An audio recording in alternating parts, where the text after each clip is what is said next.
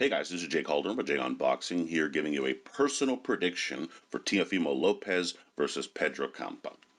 And as always, this is just my personal take. Your predictions can be left down in the comments section below. Would love to hear them all, especially about this one. It's kind of interesting in terms of betting odds and how wide they are, which we'll be getting into, as well as just trying to pick the method in this fight, if you will, which we'll be getting to that as well. So we'd love to hear all that down in the comments section below. A little bit of fight info here. We have Teofimo Lopez versus Pedro Campa, although it looks like Teofimo Lopez by himself because you can hardly find Campa on a promotional poster. Sad. This will be taking place at Resorts World in Las Vegas, Nevada, airing live on ESPN in the junior welterweight division.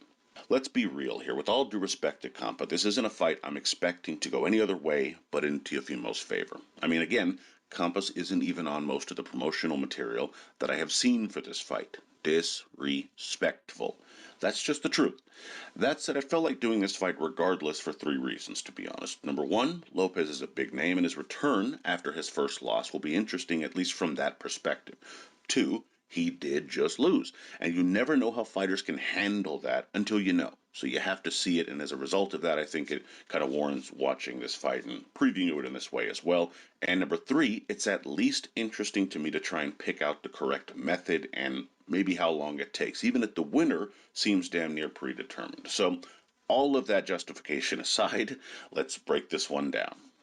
Now, for Teofimo Lopez to win, I think you want to go with speed, not power. The big mistake against George Kambosos was made was that he had tried to go with too much power and forced the issue. Campa is already slower. He doesn't need to land huge. He just needs to continuously land, specifically with that right hand, which we'll get into. But even the left, he has a decent left hand as well. The point is, let it happen naturally. He has what I would call fast power, where he has power. It's certainly there. He can have one-punch power, even accumulative. But it needs to take place when he lets his hands go and he relies more upon speed than power.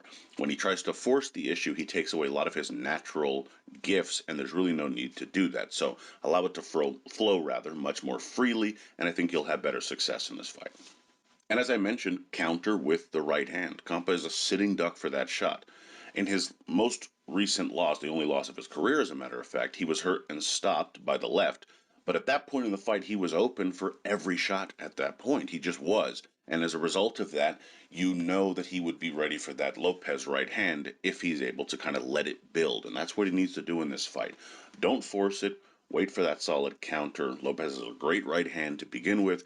If he's patient, that shot will come, and it will put Campa on his backside, in my personal opinion.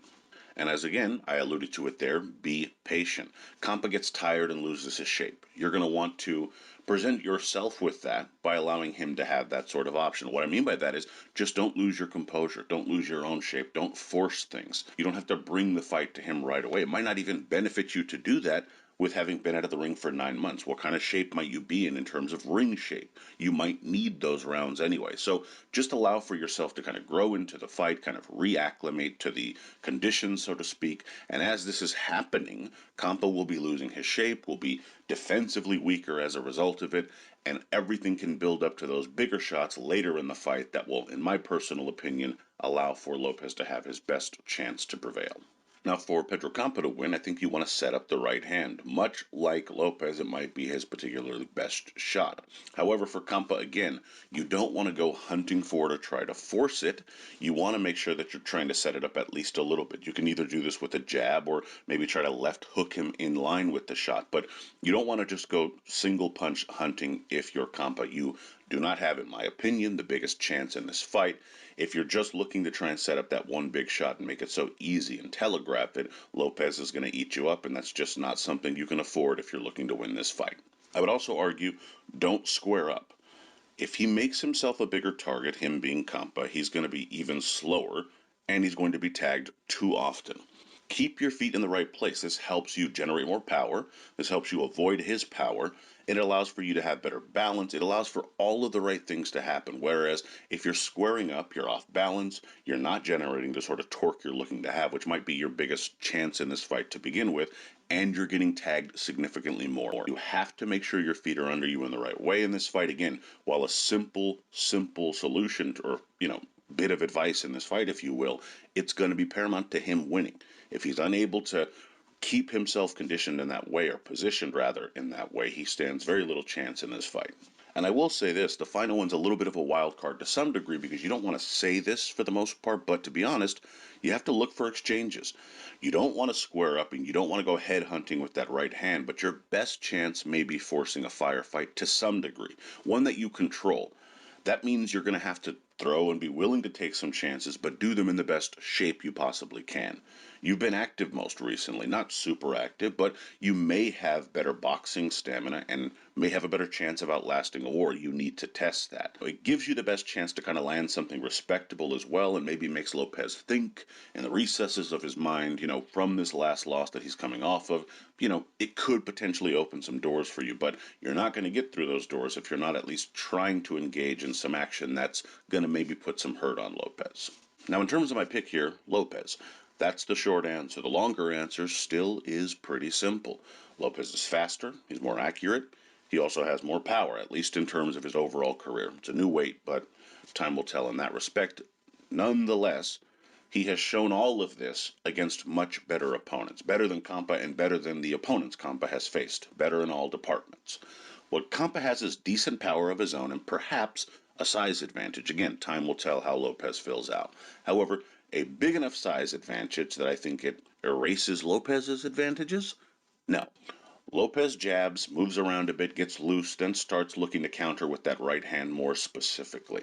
Campa loses his shape after a few rounds of dealing with this, especially with it being such a high level, a level he's probably not used to, and ends up overcommitting and getting rocked, and eventually taken out by Lopez fairly swiftly in the first half of this contest. Teofimo Lopez via mid-fight stoppage. But I'm not at all surprised if this doesn't even reach that point, to be perfectly honest, and this again is with all due respect to Campa, but let's be honest, at least on paper, we know what this fight is. And the betting odds know what this fight is as well, because you have Lopez coming in anywhere from a minus 2,000 to a minus 2,400 favorite, with Campa coming in at a plus 1,000 to plus 1,220. Wide odds in terms of where you can find them, but I mean, you can really find some great odds if you're looking to place a long shot bet that you just like, or if maybe you just hate Lopez and you want to see him lose and you hope to win some money on the back of that. Who knows? You have some value there, I suppose, but again, I do not see this coming. The only reason you would have any reason to sort of convince yourself of that long shot bet is that Lopez is moving up against maybe a naturally bigger fighter, so there's always a chance, but in my opinion, there's just not a great deal of value in the betting odds on a straight line here for these two fighters. In any event, those are your odds. And my prediction record heading into this contest as of July 29th, 2022 is 24-8-0 with 7 exact. But let me know what you guys think down in the comments. Would love to hear your thoughts on this one, predictions, your bets. More specifically, what round do you think this fight ends in? Because for the most part, I think it's going to be a knockout no matter what. So I'd like to hear what round you think this fight ends in. Leave that down in the comments section below. Please be sure to like, comment, share, subscribe, and follow me on Twitter at jcalderon_JOB. You can email me at jgonboxing@gmail.com. Would love to hear from you there. Also, be sure to check out jgonboxing.com for schedule, results, betting odds, rankings, all of that good stuff. And as always, until next time.